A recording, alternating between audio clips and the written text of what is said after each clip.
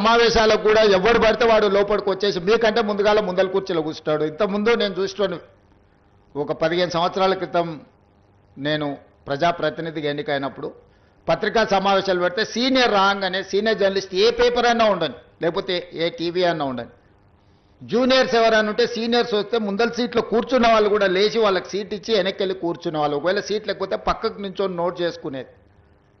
ఒక బాధ్యత, ఒక గౌరవం, ఒక మర్యాద. వాళ్ళ యాజమాన్యాలు ఎవరున్నా జర్నలిస్టుని ఒక గౌరవించుకునే పరిస్థితి ఉండే.